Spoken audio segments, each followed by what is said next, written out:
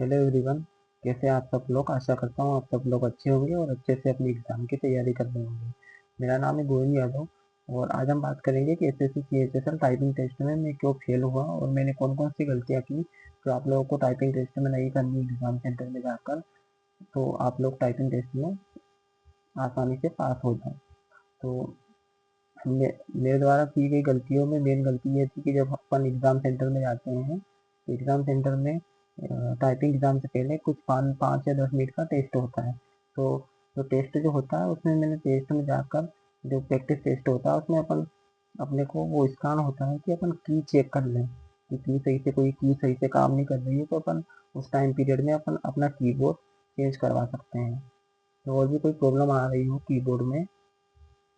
या सही से वर्क नहीं कर रहा हो कीबोर्ड माउस वगैरह, तो चेक कर सकते हैं उसमें जा वो प्रैक्टिस में।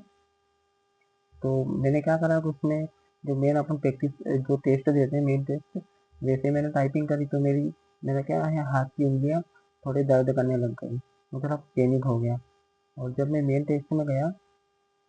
तो मेरा हाथ की उंगलियां काम ही नहीं कर रही थी सही से, तो मैं टाइपिंग टेस्ट में फेल हो गया। तो आपको यही चीज़ों का ध्यान रखना है कि जैसे कि 35 वर्ड पर मिनट मांग रहे हैं तो आपको घर से ही 45 या 50 वर्ड पर मिनट करके जाने हैं। क्योंकि अपन लाइब्रेरी या फिर अपने रूम पर या घर पर बैठकर अपन टाइपिंग की प्रैक्टिस करते हैं तो अपन अकेले ही रहते हैं, लेकिन एग्जाम में क्या है कि इतने लोग इतनी स्पीड से, किसी की 60 आ रही है, किसी की 65 आ रही है स्पीड आ रही है, तो इतनी जोर जोर से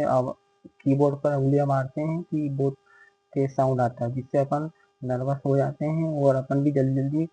अपन सोचते हैं कि अपन धीरे धीरे कर रहे हैं, अपन भी जल्दी जल्दी उंगलियां चलाने की कोशिश करते हैं, लेकिन अपन अपन ऐसे धीरे धीरे करते हैं तो अपन वहां जाके पैनिक हो जाते हैं, जिससे कि पैनिक पैनिक सिचुएशन में अपन रोंग की दबा देते हैं, फिर बैक स्पेस करते हैं, ऐसे कर करके अपनी स्पीड कम हो जाती है और अपना टाइपिंग टेस्ट बिगड़ जाता है। तो आप लोग को इसी बात का ध्यान रखना है कि जो जो सेशन जो होता है प्रैक्टिस सेशन, उसमें प्रैक्टिस सेशन में आपको ये प्रैक्टिस करना है कि कोई से काम कर रही है